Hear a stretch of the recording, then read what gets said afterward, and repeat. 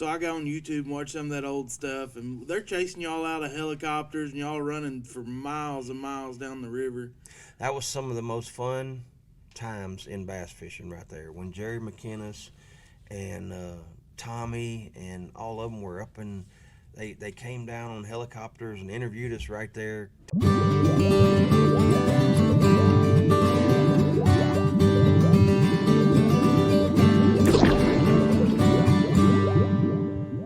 Hey everybody, welcome to episode 3 of Hunter and Fishes podcast, presented by Stick 5 Rods. Today I have one of my heroes in the studio with me, that longtime fishing pro, Mark Rose. How you doing, Mr. Mark? I'm good, Hunter. Glad to be here with you, buddy. Man, we're glad to have you here. Just to start, just tell me a little bit about who Mark is. Well, just as simple as the day is long. I'm just an old country boy from Arkansas that's doing a whole lot better than he deserves. I've been fishing. This is coming up on my 23rd year of professional fishing. And I started right over there on the Mississippi River when the FLW came in Memphis. And I was working with the Boy Scouts of America. Didn't have the money for that entry fee to come along, but my dad helped me out. And we got the entry fee paid. I finished third, won $25,000, quit my job the next week, and I've been fishing for 23 years now. I live in eastern Arkansas, on Crowley's Ridge, right over there between Forest City and Wynn on Highway 284.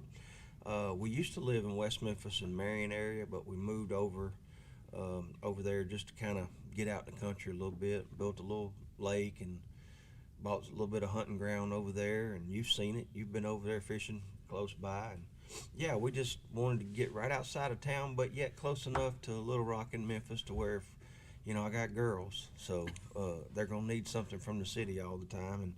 And just love to hunt and fish, and played college baseball at Arkansas State.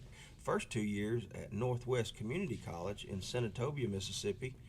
And then I transferred over to Arkansas State, finished up there, worked for the Boy Scouts of America for 3 years, went on to fishing. I've been fishing ever since. So just a good old country boy that gets to go fish for a living. That's it. That's all me, man. That you talking about that first FLW on the Mississippi River. I actually watched that last year. I fished the Wynn Bass Club when I'm home. Yeah. And they were going over there, and I thought I was going to fish. I ended up not fishing that one. But so I go on YouTube and watch some of that old stuff, and they're chasing y'all out of helicopters, and y'all running for miles and miles down the river.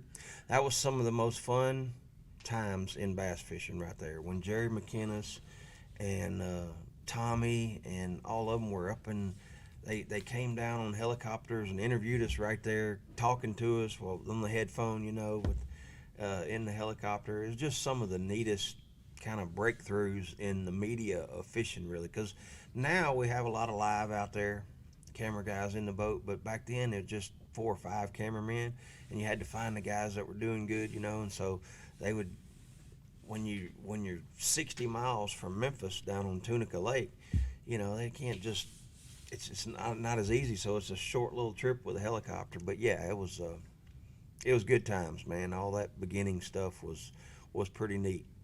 Is that where you were running, Tunica? Well, in that tournament, there was a little old bar ditch just a little bit below Memphis down there that when the river was right, you could get in it with an aluminum boat. And at that time, there was no restrictions. You could take another aluminum boat if you want to. So I borrowed an aluminum boat the first 2 days of the tournament.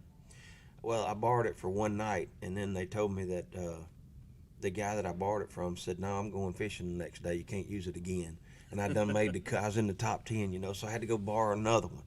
And I borrowed another boat, got in this little bar ditch, made the cut, and then back then we would go in the FLW boats, and once you made the finals, and yeah, went to Tunica the last 2 days. I know. I saw there was somebody was running to Greenville, weren't they? Like Davey Hyatt maybe was running way down there. They did. They ran to Whittington. Okay. Which it's shy of Greenville, Ferguson, and all. But yeah, that Mississippi River it's unlike it is in. And I love going up to La Crosse and Red Wing and that area up in there, because those fish live right out on the main river. It's great smallmouth fishing and what have you, largemouth fishing too.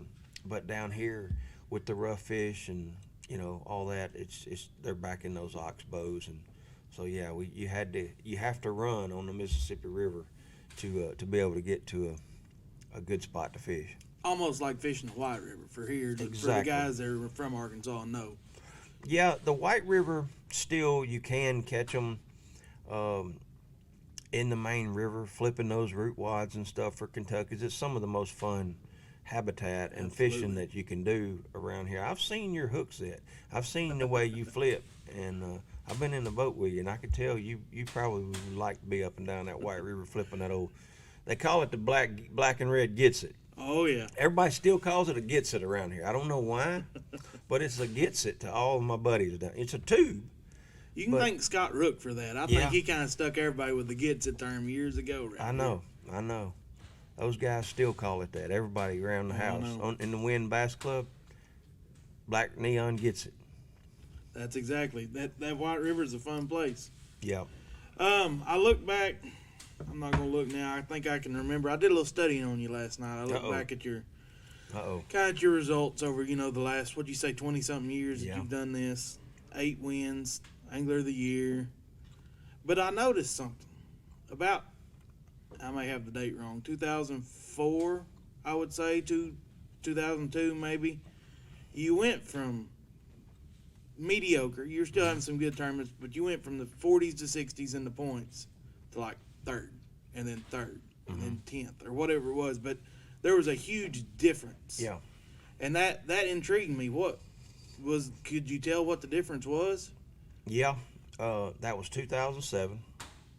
And I'd had a career, Hunter, where I was making a living in this sport. My wife taught elementary school for 13 years, and she supported the fishing career early on. This has been a team effort, but I was just making some years well below making it. And then 2007, I began really getting involved in electronics. I wanted to know more. I wanted to use, Side and Down just started coming out right about that time, and I just got lost in it, and I began getting closer to electronics companies and friends and people that I knew that were, and along that time, over the next couple of years, became really good friends with Randy Haynes over on the Tennessee River, in that Pickwick area. He kind of fed off of me for shallow water fishing, and I fed off of him for offshore fishing. But it was right before I met Randy that I won my first FLW tournament on Pickwick, and I won it on the spoon. I was watching Kelly Jordan fishing the Ultimate Match fishing on Kentucky Lake, and he was doing it with this big spoon, and it was just intriguing to me at the time. And so I called around. I found out where I could get the spoon. It was a guy down in Lake Fork who came up with this deal, and I called him, got me 6 or 8 of them. I went to Pickwick, kind of pre-practice for this one FLW tour event, and found the mother lode, and they just ate that spoon up. I won the tournament. At weigh-in, I met Randy at that tournament. We became really good friends, and I just got lost in the electronics world, and from then on, I won a tournament every year after that for the next 8 or 9 years, and it just, or 8 years, and it just kind of, that was the difference maker. I began, it seemed like early on, I was fishing for 5 bites a day. I was that jump a beaver dam, get away from everybody, get in the backwater area. Mississippi River kid. Exactly. And then I began noticing that David Fritz was going out there and getting 5 bites and 5 casts. And I was like, man, that's got to be a lot less stressful than having 4 fish in the boat at 30 minutes before weigh-in and getting that final bite, right? That was my fishing style at the time. And so, yeah, I just kind of took things and then I learned from those guys, those friends, Randy and Tony Browning and some other guys that I became really good friends with over there.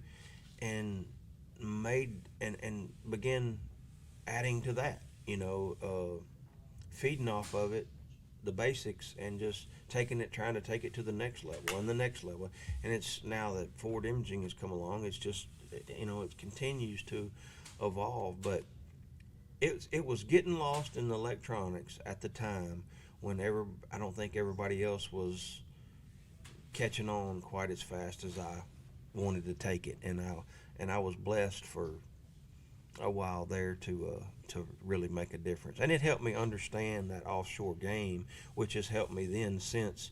Haven't won a whole lot in the past couple years as far as winning tournaments, but it's helped me have a really solid career of top tens and stuff like that, making championships. So, do you feel like now with the forward facing, everything going on? I mean, I've never been an offshore guy. I am now. I mean, it makes it way too easy to be able to pull out there and make one throw, hit the brush pile, the stump, whatever you're throwing at. What's that do to you guys that were already out there? Is it crowding it? It's crowding it. It's making the fish a little smarter.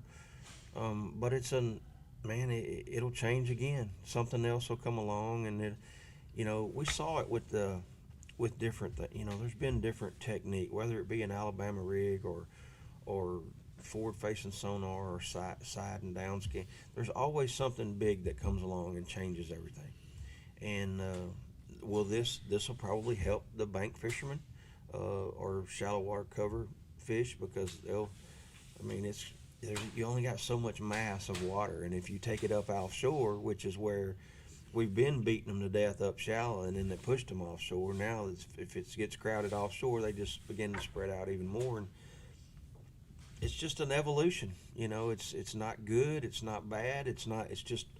It's what it ever is. changing. It's just what it is. Yeah, there's a lot of people on a bandwagon that wants to ban it from tournament fishing and all that, and it's no different than when a trolling motor came out, or when a depth finder came out, or whatever. It's just advancing, and these electronics companies do a lot for the sport. Put a lot of money into it, so.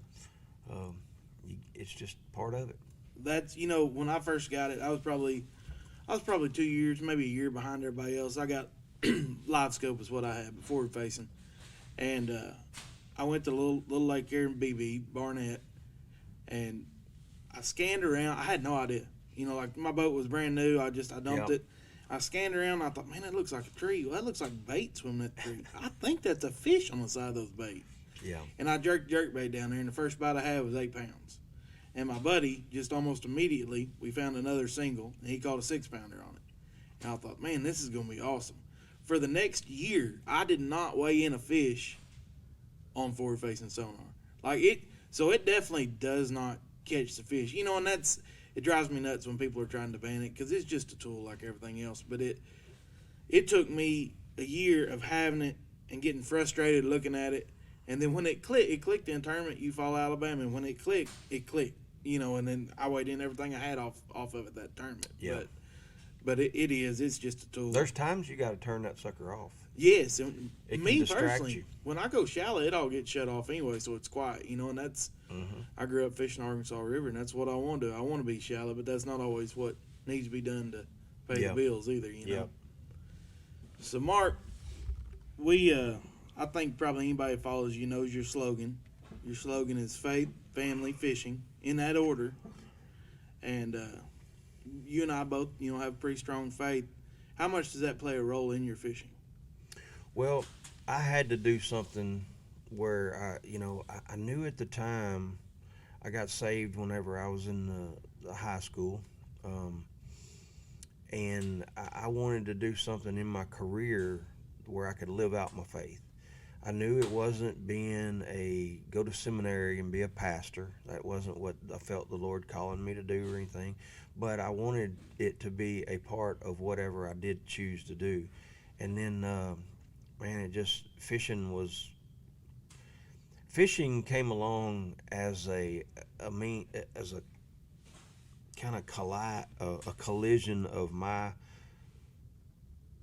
competitive spirit colliding with my outdoor passion, and then my faith. I knew that I could live out my faith in that, because I was free to, I was basically my own brand, and I could do my own thing, and I could live out and I could have some ministry. And I believe when we get saved, we all have a ministry. Whatever we're involved in, we have an obligation to be able to share the love of Christ with people. And so yeah, I was going to be free to be able to do that, and it was just it's a big part of what I do. I want to first and foremost share the love of Christ with people while I'm on this earth, while I am in this physical body here on earth. I want to be able to tell as many people as I can how much God loves them, how much He died for them, and how much He wants them to just put their faith in Him and allow Him to, pay that sin debt, and so that they will, be free and go to heaven. And gosh, that's so important to me. Whatever I do, I've got to be able to do that, because I know that's why I'm here on earth. I know that as sure as I know anything about. I may not know everything about fishing. I may not know everything about my relationship with my family and everything else in life, but I know that my job is to share the love of Christ with people. And so I had to do something where I could do that. And in fishing, it's wide open. Unfortunately, some professions, you just can't.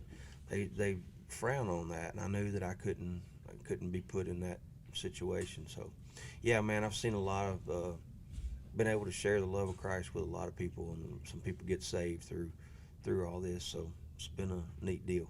That's awesome. So, to me, practice makes perfect.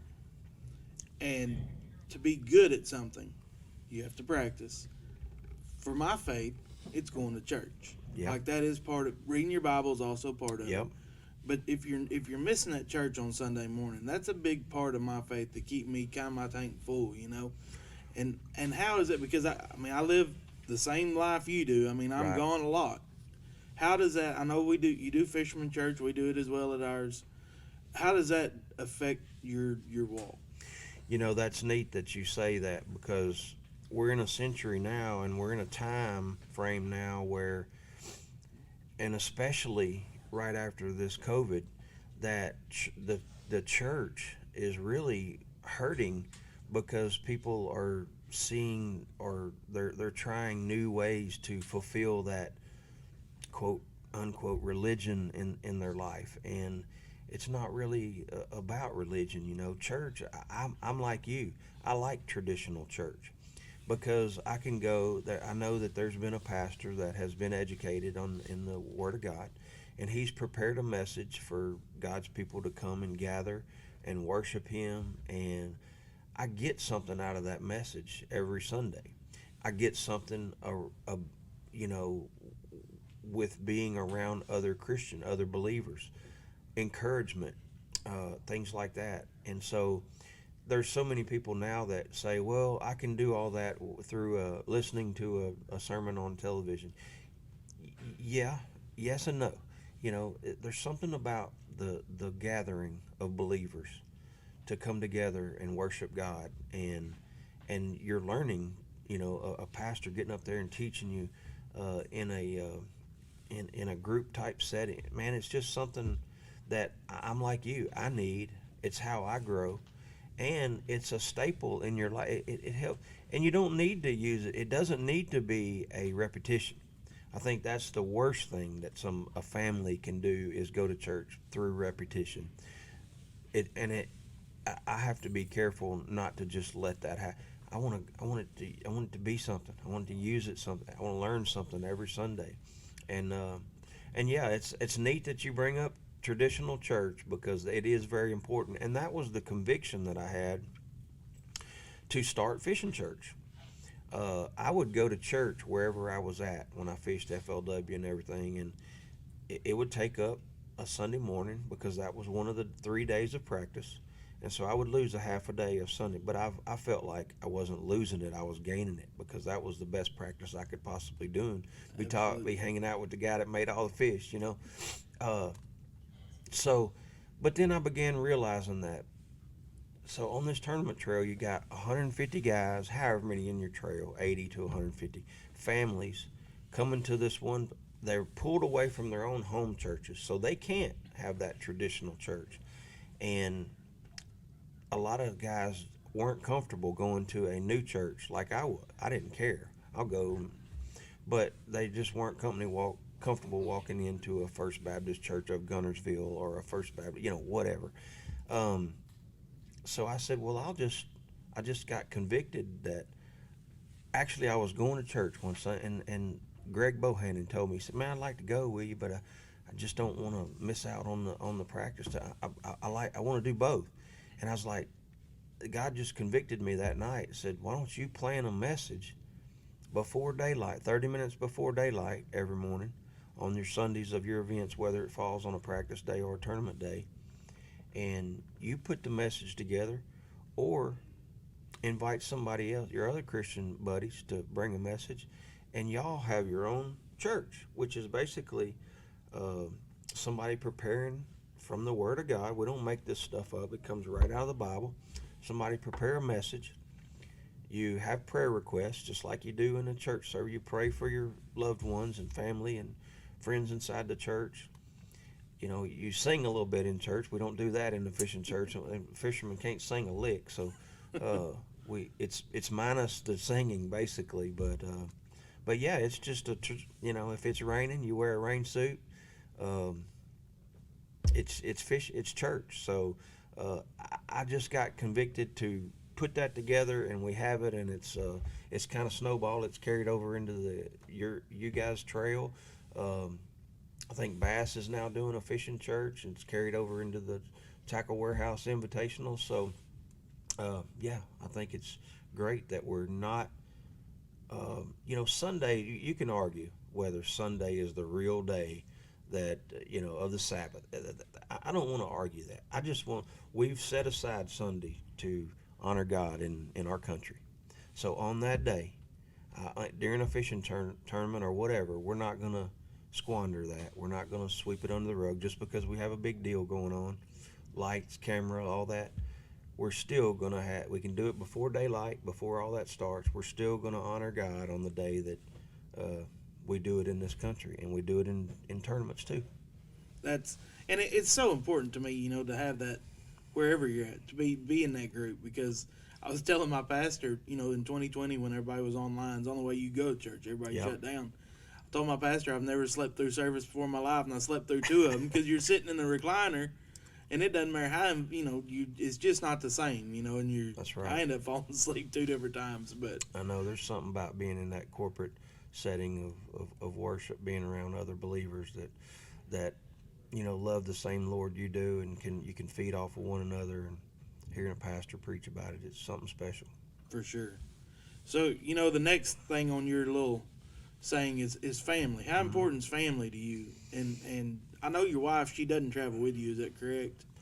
She doesn't travel with me because I've always had 2 girls in school. Natalie, she's 24 and married now and out of the house, but we still have Hannah Grace at home, and she's busy with a lot of things. And we were blessed along the 2010, somewhere around in there, for my wife to stop teaching and utilize her skills in education to give to my daughters to whenever they might be struggling with a certain subject or a problem or whatever. And so she's able to do that. She's able to handle a lot of the accounting, paperwork, scheduling, stuff like that for me.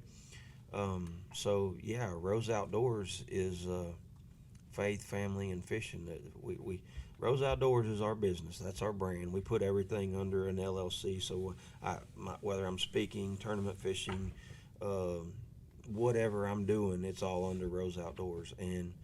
But the priorities are there. It's our faith. It's our relationship with God first, and then we try to put family right up there in its place, right behind God. And it's really important to all of us that I spend a quality time with, my wife and daughters, and they spend quality time with me. Anytime that we're going out in a tournament and there's 2 or 3 in a row, we try to make sure that we either meet in the middle, fly somewhere, and try not to let that 3-week span go without seeing one another. But it's easy in fishing because although you have to sacrifice some, what job do you not have to do that in? Because now this time of year we love to hunt, we love to fish, and we're able to do that. I'm at home 100% of the time, and so yeah.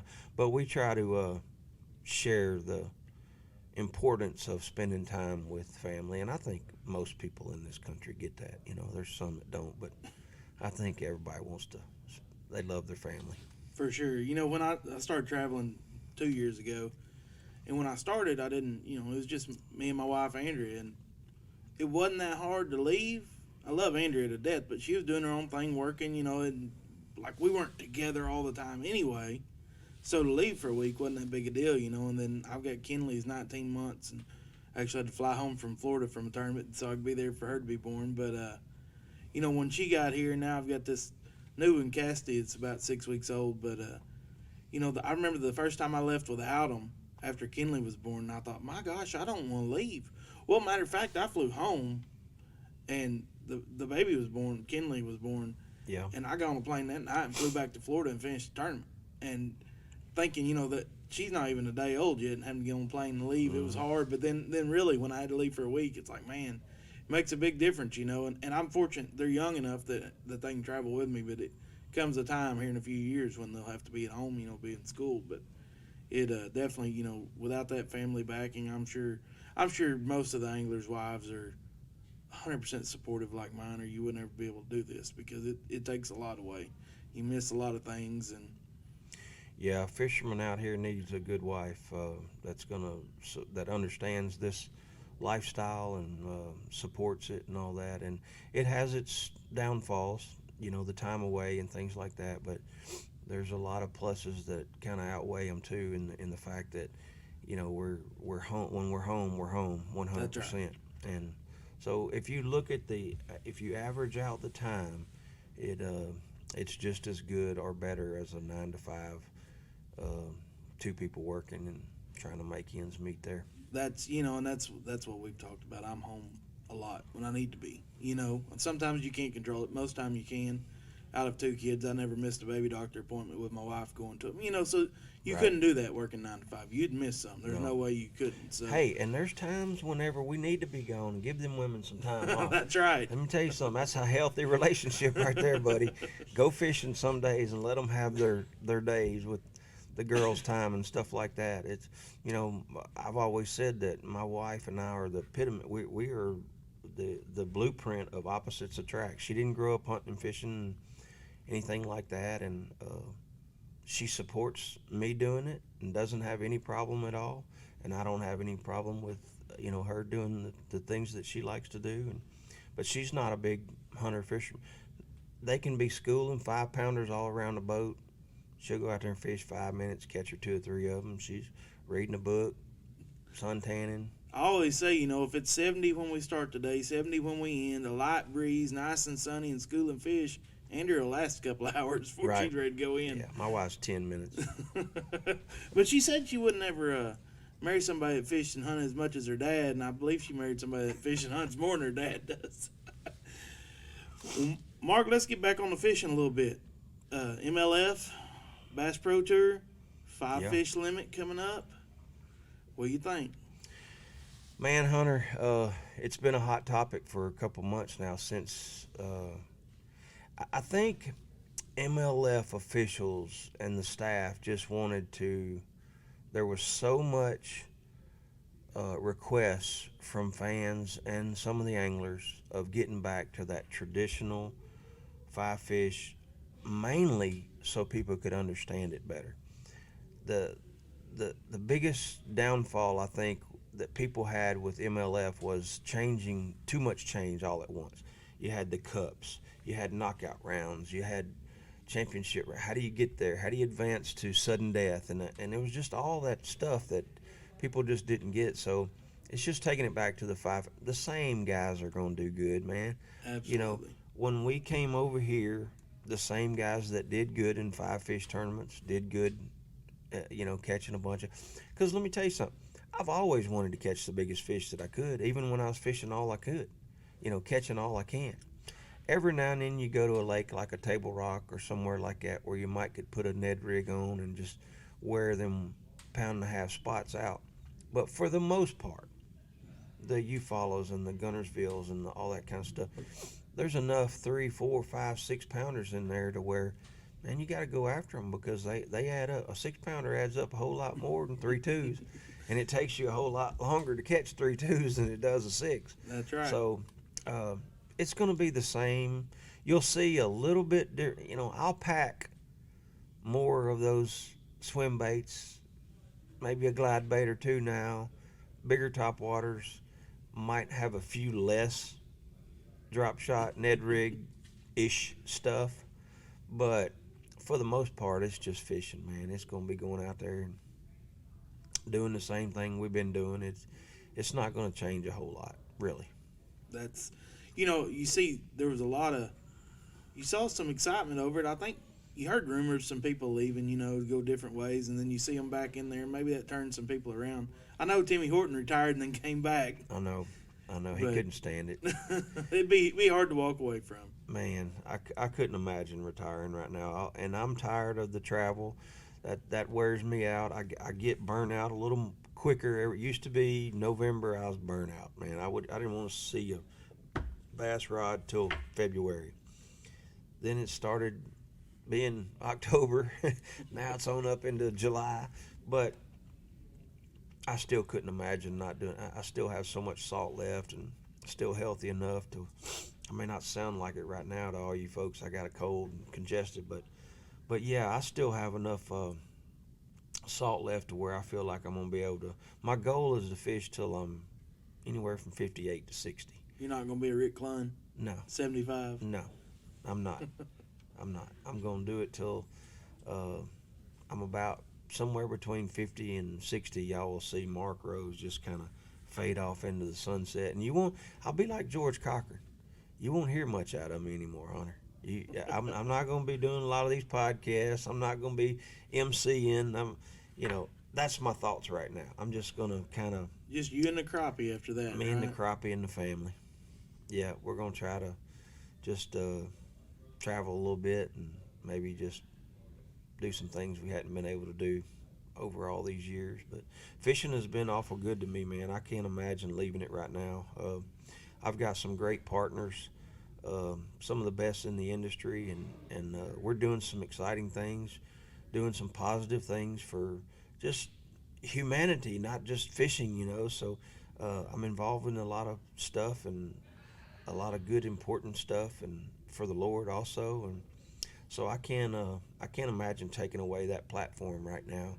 But there will be a time whenever it comes, and I'll gladly hang my hat, just like I did with baseball. And I remember making the last out. We were at Dish Falk Stadium in Texas. Arkansas State was playing in the regional tournament.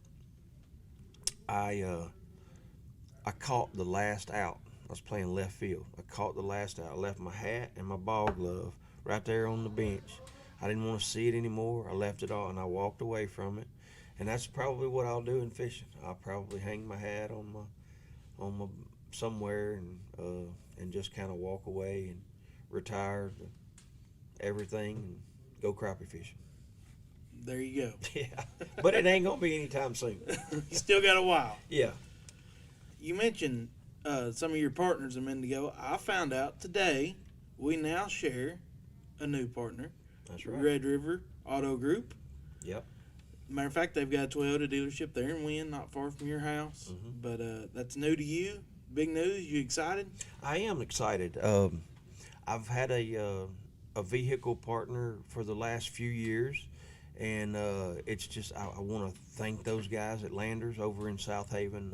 It was great, for a time. But they got a lot going on over there, and they're kind of redirecting some things that they wouldn't have put emphasis in, and the outdoors program wasn't as high on the priority list, and they got again big building projects and stuff like that.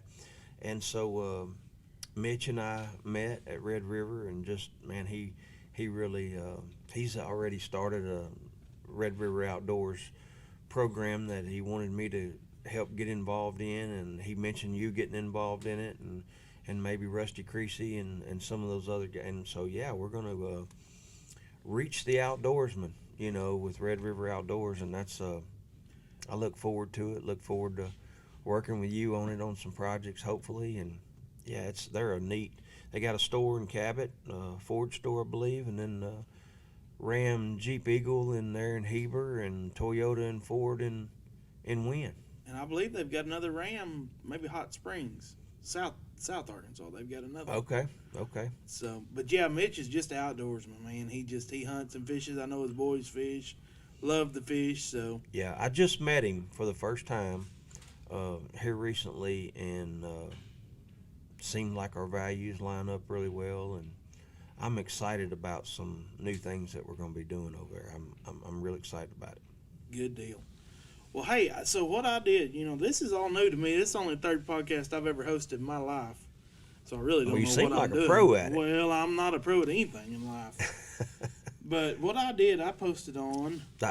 No, you are a pro. You're a pro inspiration to people all over the world, Hunter. I want to stop and say that, because let me tell you something. I have so much respect for you doing what you do, and I thought that your tournament win, when you won that Toyota Series, where was it, in Oklahoma? Where did I go? It was Missouri, the one above Lake of the Ozarks. Truman. Yeah. When you won that, I posted on my social media that I felt like that was the most inspirational, biggest tournament win that anybody has ever done in the history of fishing. And I use those big words, in the history of fishing, because let me tell you something. Whenever you have the disabilities that you have, and you're competing against everybody else in the field that has 100% of their physical ability, and for you to have what you have, and for you to come out on top of all of them, is unbelievable to me. And I still think that it's the biggest, most important, most special thing that's ever been done in the history of bass fishing. And that, in doing that, you're an inspiration to a lot of people. And I truly believe that. You love the Lord with all your heart. You give him the praise for it, and you don't complain. You came over there, you shot a whole fishing show with me one day, and you didn't have me push you anywhere, and you shot a bow on. What you can do and the disabilities that you have is unbelievable to me, and I'll always say that win was the most important win. So yeah, you are a pro, and you're a pretty doggone good inspirational influence on a lot of people in this country. Well, I appreciate that very much. You bet. So what I've done, we'll see how this goes. You may not want to answer these. I don't know. So I posted, I'm trying to figure out how to do this and hold my mic here. I posted on my social media last night that I was going to have you on. And I said, let's ask Mark Rose some questions. Uh-oh. So, that's what we're going to do. I'm going to go over here to Instagram. I don't think there was... My daughter has a boyfriend. I don't think there's a couple on Instagram here. I don't. Okay. Your testimony, that was the biggest one on Instagram. Would you? I got saved the summer between my 10th and 11th grade year in high school, and it was just the most special thing. I'll tell you real quick about it. I was a part of a high school fraternity, Delta Sigma, a bunch of jocks, pretty much, football players, baseball players. And we had to do a good turn every Sunday, something to make us look good, something positive for the community. So this Sunday we were going to Vanderbilt Avenue Baptist Church because Keith Garner, who was one of the guys in Delta Sigma, his dad was the pastor, Brother Bill Garner. I went, sat down on the front row, and that was when I got convicted. That's when the Lord started dealing with Mark Rose's heart. I had been to church with my mama and granddad growing up, fell asleep on the pew, and never, But that was when I started understanding the gospel, what Jesus did for me. And I was I was a teenage boy that was just kind of making up life as it went on, kind of not really happy, just living, and had no direction in life. wondered a lot, had a lot of questions, and to make a long story short, through several months of those people, Keith and his dad, and a lot of people praying for me, I finally got it one night at church, and I walked down that aisle, and man, it was just amazing. First of all, I went and met the pastor in his office, and he knew I wanted to meet with him. And I told him I was ready to get saved, and he prayed with me and shared the gospel with me, and I put my faith in Jesus Christ. And man, that was the most special day that I've ever had in my life. And I was so worried all those 6 months that I wanted to walk down that aisle. I was worried about the people in the congregation. I was worried about my parents. I was worried about my friends. I was worried about the girls that I knew in high school. They say, man, I was worried about the negative criticism that I would look up and see from them. But then once I got the gospel, I realized they're sinners just like me. That whether they had, received Christ or not, then they're to get to heaven, they're gonna have to do the same exact same thing. And I just understood, and I just had so much peace after that. I went from a kid that was just making up life as he went to having meaning and understanding. And so, yeah, I got saved whenever the summer between my 10th and 11th grade year in high school, and it was the best decision that I ever made. That's awesome. Awesome. What else we got? Facebook. Some of these are going to be one-word answers. That's my personal Facebook. There's nothing on there. Questions for Mark Rose. We need to get over here. Where are we at? All right, here we go. Here we go. Does Mark turkey hunt? No, I don't turkey hunt. There's too many fish spawning in there. Well, here's why. My buddies told me early on when that I had to go turkey hunt, so I went with them. I about got bit by a snake.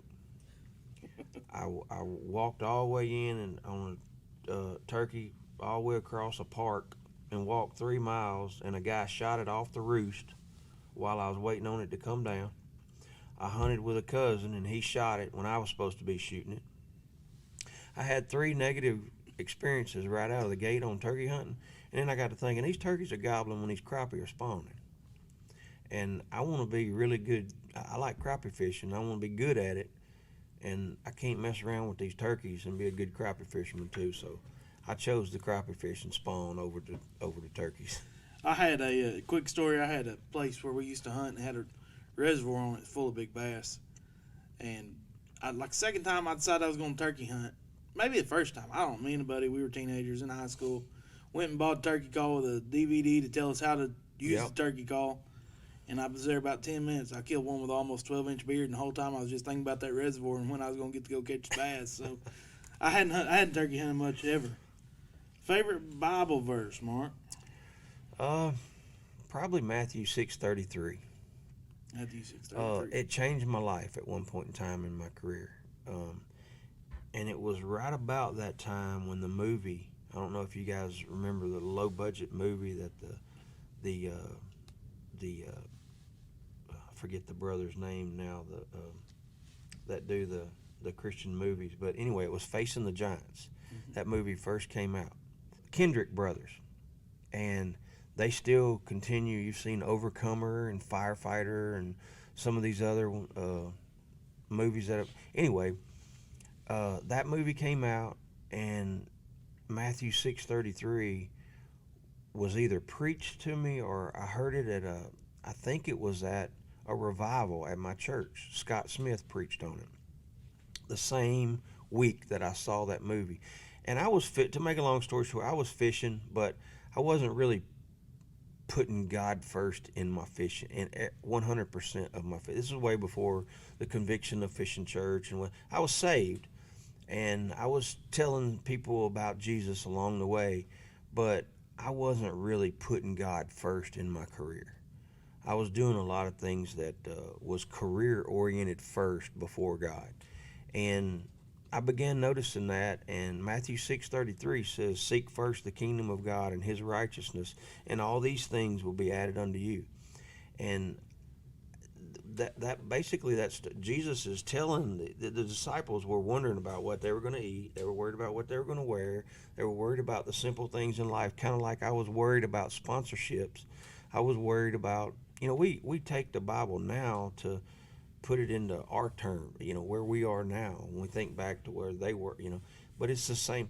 We'd still deal with a lot of the problems. And at that point, that was where I was at. I wasn't getting there to where, it was sponsors and all that kind of stuff. And God just hit me like a ton of bricks with that movie and this verse. Put me first. You're doing a lot of run, but you're not putting me first. And I'll take care of you when you do that. And everything else will take care of itself. And I finally got it. And man, it's so true. So Matthew 6:33 is kind of my life verse because it was a big turnaround point in my career, and that verse had a lot to do with it. Very good. How hard is it to be a Christian and stay a Christian in professional fishing? We've talked about that through the Fishing Church. What's the best advice for young aspiring fishermen? As much time on the water as you can spend, really, because we talk about a lot of things, the sponsors. You have decals, your looks like you got a new rod sponsor, and we've got you see me with decals and these tournament jerseys, and we have to focus on that a lot to be able to make it out here fishing. But the reason why I have sponsors was because the time that I spent in the outdoors as a young man, learning those outdoor instincts and skills, and to separate, because my fishing was separated from other guys. I had success because I was a good, had success fishing and a good outdoorsman, and that came through spending much time as I could on the water. If you may have rich grandma and rich grandpa and rich parents and can supply you with the best of the best out there and pay the entry fees and get you all the best equipment. But when that river's going to rise, the weather's going to change, the conditions, you're going to switch from different species from time to time and see different water clarities. And you need as much time on that water as you can spend crafting your skill and honing that skill. Then those sponsors come and everything else in fishing takes care of its place. Kind of like when whoever, these young pro baseball players, signing these gazillion-dollar contracts, it comes because they're good. Absolutely. Absolutely. What is your top bait choice during, this one's pretty lengthy. Top bait choices during winter, spring, summer, and fall in Arkansas? Well, wintertime, it would probably be a jerk bait, just because we just recently had these 15, 16 degree nights, and that boy, you see a lot of shad dying that time of year, and those shad just can't take that. They're a warm temperature bait fish, and so they'll be quivering, and then they'll kind of fall in the water, and then they'll quiver, and that's just, man, a feeding frenzy for those bass, because they're still feeding on them. They know when that is coming, and they still gorge up on them. So a jerk bait is a hard bait to beat in the wintertime, because those shad are real, dying off basically, and that's what a jerk bait looks like when it's twitching. So jerk bait then, springtime, a jig. I love throwing a jig, whether it be rocks or whatever, crawdads, or just getting out on those riprap and pea gravel and all that kind of bluffs. And a jig's hard to beat. Summertime, it'd be a crankbait. I can cover a lot of water, find schools, catch two at a time. So a crankbait. And then in the fall, it would still be a crankbait, but I'd go to more of a lipless, because a lot of our water lakes draw down a lot in the fall, and the bait just kind of roams around. And a lipless, like a red-eye shad or something like that, is a bait that I can cover lots of water and find the fish that are roaming on schools of shad. That and a topwater bait in the fall. Got to add some excitement with the topwater bait. That's right. We're going back and forth here between fishing and faith here. Who's your favorite person in the Bible besides Jesus? Oh man, favorite person in the Bible besides Jesus? That's a tough one. Yeah, Peter was, is one that stands out the most because he was a fisherman, and I'd probably have to say Peter. Spend a little time, Jesus spending a little time on the front deck of his boat, and they hung out and caught just a boatload of fish together, and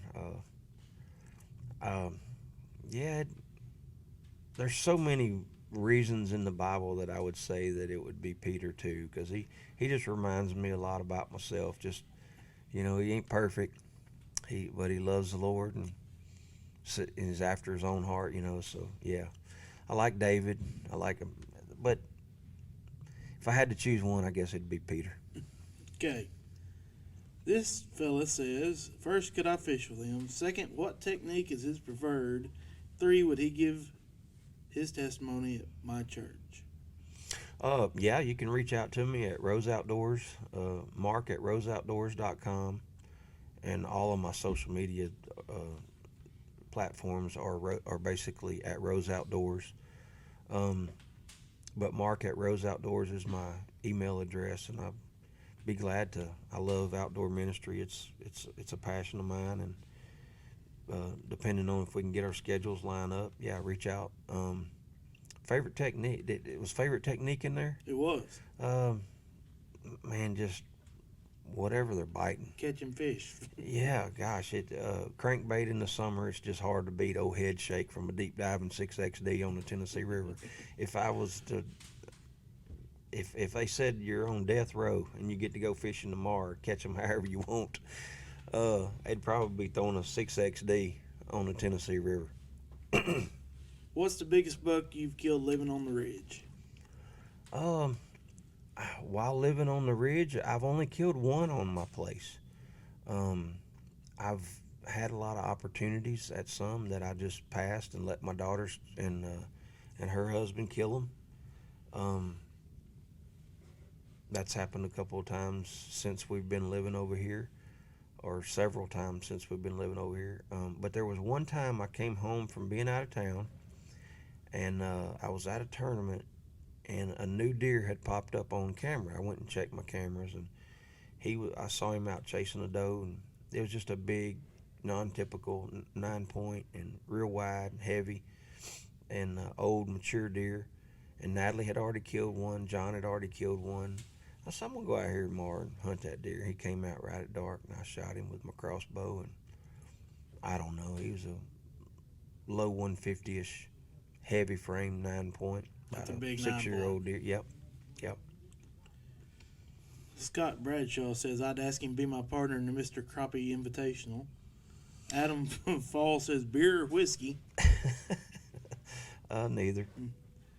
Sweet tea. Yep. How does his personal life get affected, if at all, being on the road? We've kind of covered that. But now let me back up to Brad's question. I'm not knocking, that beer or whiskey. I don't think either one of them's going to, I don't want to. I've got a lot of friends that drink and things like that, and I don't want to bash. I don't want, But the bottom line, there's been a lot of, people that have struggled, losing lives and addictions and things like that. So I think if you can do anything in life or where you're not, doing it too much to where it causes harm like that, it's certainly not going to send you to hell. But I certainly believe that it's something that if you don't watch, it can take over and control you. And the best way for me to avoid that is to stay away from it. That's right. I could probably pet a snake. If you can probably figure out ways to catch one, a rattlesnake. I've seen it done, but if you do it too much, you're gonna get bit. And I feel like that's a lot of the same with stuff like that. Best color for Clearwater in Texas? Man, it's hard to beat a green pumpkin anywhere, whether I agree. it's watermelon red or green pumpkin. It's hard to beat. Real natural. There's a lot of bluegill and crawdad shades in there. When you were young, which fishing icon did you look up to the most? I've always looked up to Mark Davis, and you need to have him on this podcast sometime, Hunter, because he's right here in your backyard over in where is it? Ida. Mount Ida. Yeah. But Mark, early on in my career, I've been partnered with Strike King Lure Company my entire career, and Mark was on board with them, and I hung out with him at like writers conferences and stuff, and he was that one guy that here I am, redheaded stepchild in fishing, don't know nothing about nothing, trying to make it, and he talked to me. He sat down, he said hi to me, and talked fishing with me, and wanted to know about me and stuff like that. And so we hit a friendship off, and I have a lot of respect for his ability to just be able to find fish and keep up with fish, because he started out as a guide, and his profession, the way he put money on the table was figuring out the movements of bass and another species. But so yeah, he's just got a big understanding of bass movement and just how to find them, because he had to catch them. He had to catch them more so then than just tournament fishing, because if he didn't put his clients on fish early on, and he didn't have the forward facing sonar and stuff, he had to really get in tune with his outdoor skills and instincts. And so yeah, Mark was just always one to take the time with me. And there's been others who have helped me a lot. Kevin has really, people think that Kevin Van Dam is this Yankee and that he's cocky and stuff like that, but you wouldn't believe the heart of Kevin Van Dam.